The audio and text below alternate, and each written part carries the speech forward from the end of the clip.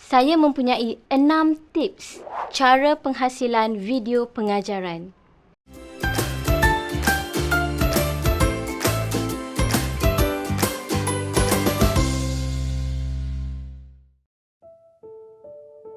Assalamualaikum. Saya Cikgu Emily Shafira atau dikenali dengan panggilan Teacher M. Welcome to my channel, English Made Possible. Penampilan saya pada hari ini adalah agak berbeza atas permintaan dari rakan guru, educators yang meminta saya berkongsi tips bagi menghasilkan video pengajaran yang dapat menarik minat murid semasa PDPR. Saya harap video yang saya kongsikan ini dapat membantu guru melangkah ke persekitaran yang baharu ini. Saya mempunyai 6 tips cara penghasilan video pengajaran.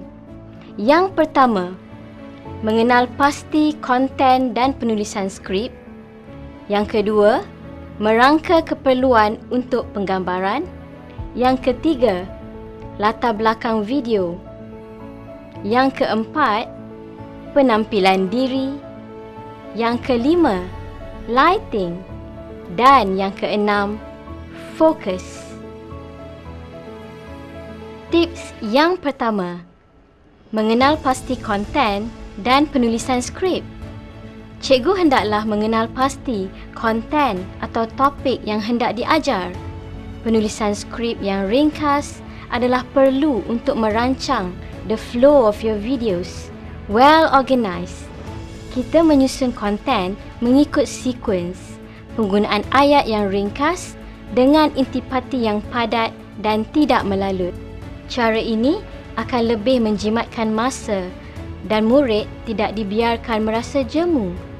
Durasi penghasilan video yang paling ideal adalah 8 ke 15 minit.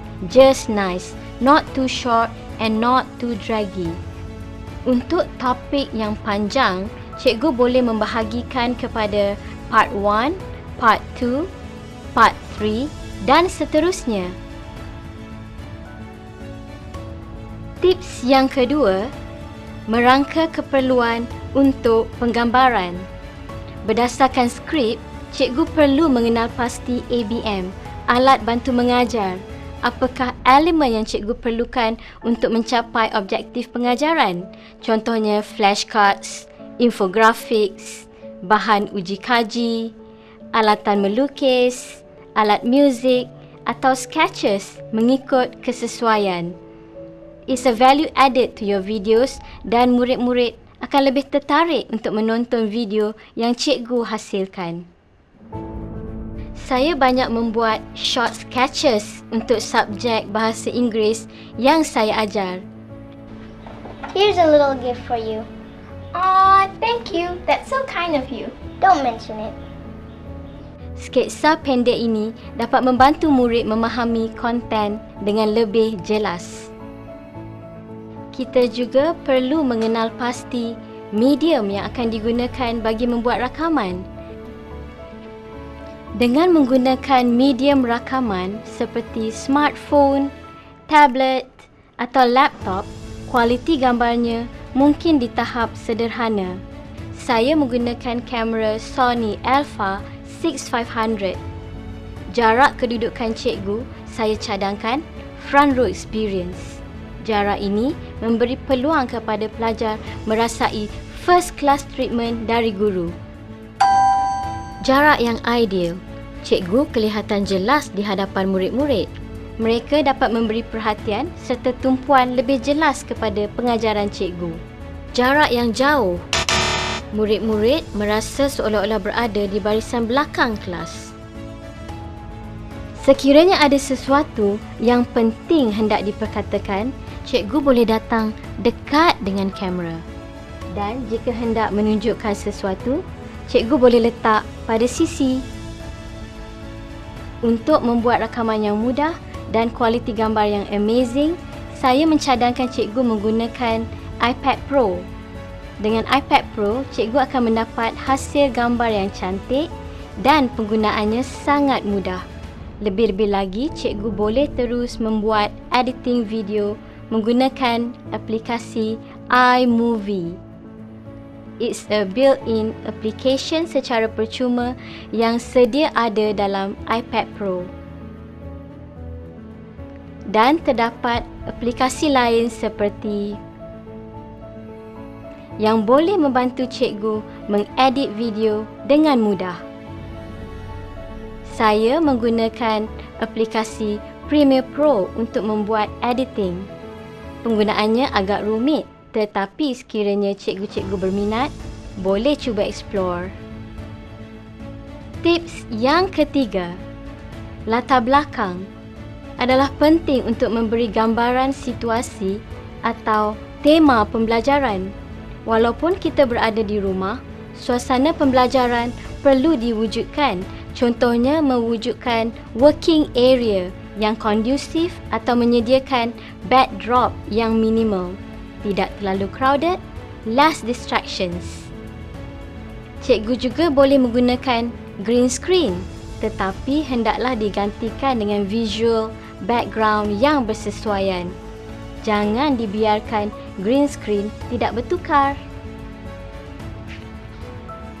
Tips yang keempat, penampilan diri. Penampilan diri adalah penting supaya murid lebih bersemangat untuk belajar apabila melihat cikgu. Kita perlu tampil kemas. Guru wanita boleh mengenakan sedikit makeup supaya tidak kelihatan pucat. Begitu juga guru lelaki perlulah berkemas sebelum tampil di hadapan kamera. Warna dan corak pakaian perlu kontras dengan latar belakang supaya kita tampil lebih jelas. Jika backdrop berwarna hitam, jangan pula kita memakai baju hitam. Pilihlah warna yang lebih terang atau cerah untuk membangkitkan penampilan cikgu.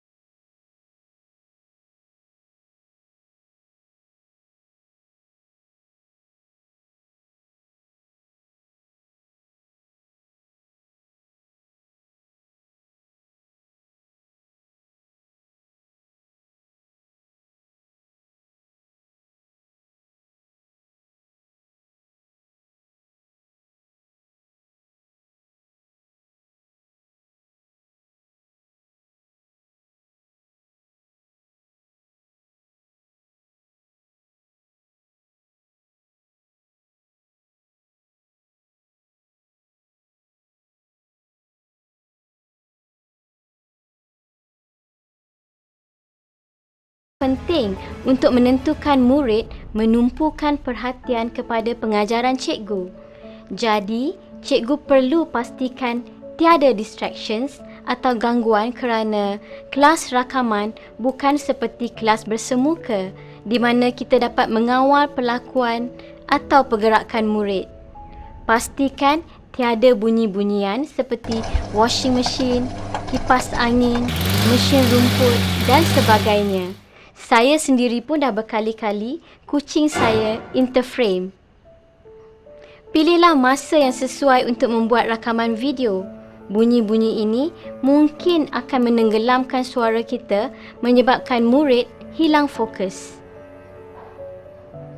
Penggunaan mikrofon dapat membantu menyelesaikan masalah ini. Cikgu boleh mendapatkan external mic jenama-jenama berikut. Memadai jika cikgu mendapatkan mikrofon yang sederhana harganya. Sekiranya cikgu perlu membuat pergerakan semasa rakaman dan perlu berada distance away from the camera, cikgu boleh consider cordless microphone kerana walaupun dengan adanya pergerakan, suara cikgu akan tetap jelas didengari. Ini sahaja 6 tip bagaimana untuk menghasilkan video pengajaran yang baik dan menarik ditontoni oleh murid-murid supaya mereka dapat kekal di hadapan skrin sehingga ke akhir pengajaran dan pembelajaran.